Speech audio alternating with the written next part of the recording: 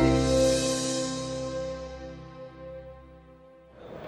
here in the Picocom stand at Mobile World Congress in Barcelona to catch up with Peter Claydon. So Peter, thank you for joining us, and let's dive right in. It's been a really interesting previous 12 months for 5G, both in terms of network deployments and service delivery.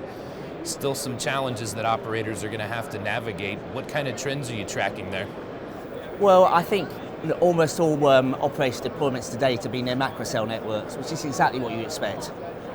So if you look at 4G, deployments started in 2010, say.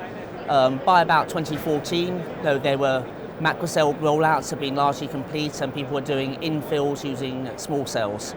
I think in 5G, it's the same trend. I think we're probably seeing small cells coming in a bit sooner, a year or two, starting deployments.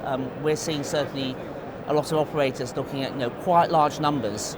In some cases, forecasting hundreds of thousands over a period of 2 or 3 years. And I guess that's partly as 5G is a somewhat higher frequency, so macro cells are going to go less far, not going to have such building penetration. So certainly we find from a Picocom's perspective, activity shot up really in the course of the last few months. And this is genuine activity with operator RFIs, RFQs, going to our customers coming to us. Sometimes they're getting us involved in the operator conversations as well. I also wanted to pick your brain about Open RAN. It's a huge topic here at the FIRA, and there's been tons of activity, tons of maturation in the technology and in the business case. So maybe to start, just help our audience understand where Picocom fits into that ecosystem. Well, we are the physical layer, the PHY chip. We're right at the bottom of everything, pretty much. There's RF in front of us, between us and the radio waves. But we do all the basic level of processing there. Now, this is it's all the processing that you really can't do in software. There's a certain amount you can do in software, and there's a certain amount that you can do in software really inefficiently, and a certain amount you can't. So we do the really inefficient bit that you couldn't do in software in hardware. And when we say hardware, our PCI-2 chip's got 35 processor cores on it, so there's actually a lot of software there, but it's deeply embedded. So we fit there. We talk to the things either side of us. One is the RF, the radio transceiver. So we work with various transceiver partners there. We work very effectively with analog devices. The other side, the layer 2, layer 3 stack within what can be in the same enclosure as the physical layer, or can be disaggregated. So we work very closely there with Radisys. We work with them over a period of good 2 years now. So we have a lot of joint customers. And that's something, as your company like Picocom, you really need to partner to get to the market. Yeah, you mentioned your partnership with Radisys, but it's been, I think, just over a year since you launched your flagship SoC. Can you expand for us a little bit on how that's being received, how it slots into that Open RAN marketplace? Yes. So our PCI-2 chip, it's got 3 things in it. It's got a hi-fi, a low-fi, and an eCPRI interface. Now in Open RAN, there's a radio unit, an RU, and a distributed unit, the DU. So the PHY is split between them with the hi-fi in the DU and the low-fi in the RU.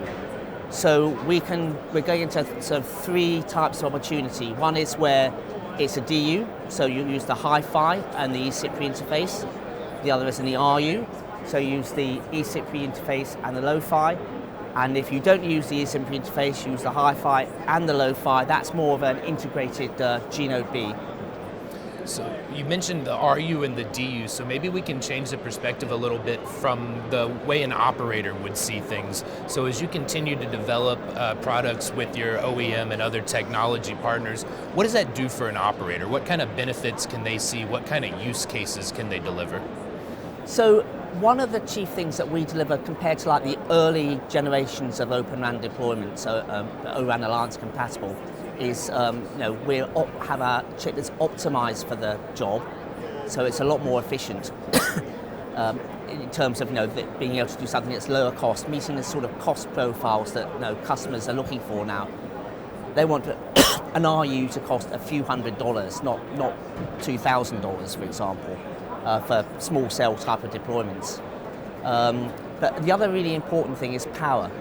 If you're using general purpose components, there's a lot there that you don't need, and they dissipate a lot more power. Now that's got direct costs when it comes to sustainability, how much electricity you're actually using to power the products, but it's also if you're in an RU, you have to get the heat out. There's no fan or anything in a small cell RU, so it's really the amount of metal work you've got to put on the unit to actually dissipate the heat. So if you've got a low power dissipation, you can have a small unit, and which is visually a lot more pleasing. It generally costs less because of that. Obviously using less energy as well. So price, power, and performance, I think those are maybe the big three in Open RAN. So maybe let's look ahead for a year. What do you see in terms of further maturation of Open RAN, further adoption by operators, and further refinement to the architecture?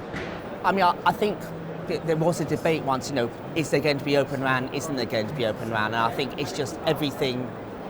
I guess, if you're Ericsson or Nokia, for example, you're doing your own thing and you're providing improved performance in a macro cell network, particularly using massive MIMO. But everything else is really using Open RAN in some form or another. Even an integrated G-Node B, it's Open RAN manageable. You can still use a RIC to manage that as part of an Open RAN network. Those interfaces still kind of exist, but within the unit itself. So really everything we do is actually is Open RAN. And I think you talk about where are we going in the next year.